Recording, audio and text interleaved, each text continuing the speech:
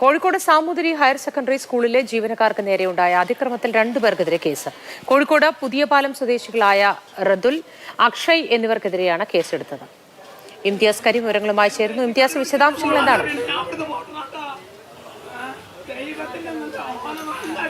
Moti, Kozhikode Samoothiri higher secondary സ്കൂളിൽ ഇന്നലെ വൈകിട്ടോടെയാണ് ഇങ്ങനെയൊരു സംഭവം ഉണ്ടാവുന്നത്. അതിൽ ഇന്നലെ രാത്രിയോടെ തന്നെ ഈ അധ്യാപകരുടെ പരാതിയുടെ അടിസ്ഥാനത്തിൽ റദുൽ, അക്ഷയ് എന്ന കോഴിക്കോട് പുതിയപാലം സ്വദേശികളെ കസബ പോലീസ് കസ്റ്റഡിയിലെടുത്തിരുന്നു. ഇതിൽ എച്ച് എം ഉൾപ്പെടെ പരാതിയും നൽകിയിരുന്നു. ഇതിൽ പ്രധാനമായിട്ടും 5ഓളം വകുപ്പുകൾ ചേർത്തിട്ടാണ് നിലവിൽ കേസെടുത്തിരിക്കുന്നത്. ഭീഷണിപ്പെടുത്തൽ, അതുപോലെ തന്നെ കയ്യേറ്റം ചെയ്യൽ തുടങ്ങിയ വകുപ്പുകളാണ് പ്രധാനമായും ചേർത്തിരിക്കുന്നത്. ഇതിലേക്ക് നയിച്ച ഒരു കാരണം എന്ന് പറയുന്നത്, ഇന്നലെ ഈ സാമൂതിരി ഹയർ സെക്കൻഡറി സ്കൂളിന്റെ വാർഷിക പരിപാടി നടക്കുന്ന ദിവസമായിരുന്നു.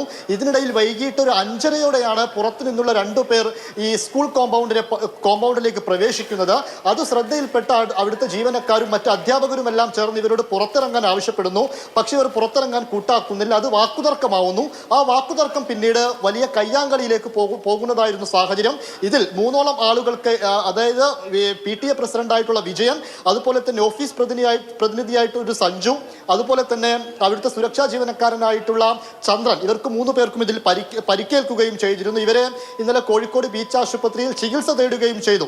ഇതിൽ പ്രധാനമായിട്ടും ഈ മർദ്ദനമേറ്റവർ തന്നെ ഉന്നയിക്കുന്ന ഒരു പ്രധാനപ്പെട്ട ആരോപണം, ഇത്തരത്തിൽ സ്കൂളിലെ വിദ്യാർത്ഥികൾക്കൊക്കെ ലഹരി എത്തിക്കുന്ന സംഘമുണ്ട്, ആ സംഘത്തിൽപ്പെട്ടവരാണോ എന്നൊരു സംശയം ഇവർ ഉന്നയിച്ചിരുന്നു. അതടക്കമാണ് ഇപ്പോൾ കസബ പോലീസ് ഇതിൽ അന്വേഷിച്ചു വരുന്ന ഒരു കാര്യമെന്ന് പറയുന്നത്. കാരണം ഈ സമീപ പ്രദേശങ്ങളിലൊക്കെ കുറെ കാലമായിട്ട് വിദ്യാർത്ഥികൾക്ക് ലഹരി എത്തിക്കുന്ന ഒരു സംഘം പ്രവർത്തിച്ചു വരുന്നുണ്ട്. ഇതിൽ തന്നെ ഈ കസ്റ്റഡിയിലായതിൽ തന്നെ ഒരാൾ തീർച്ചയായും അത്തരത്തിൽ എന്തെങ്കിലും ഒന്നും ഉണ്ടെങ്കിൽ അത് കണ്ടെത്തേണ്ടതാണ്. ഇതിനെതിരെ ശക്തമായ നടപടിയും എടുക്കേണ്ടതാണ്. സ്കൂൾ കുട്ടികൾക്കിടയിൽ ഈ ലഹരിയുടെ ഉപയോഗം വർദ്ധിച്ചു വരുന്ന സാഹചര്യത്തിൽ.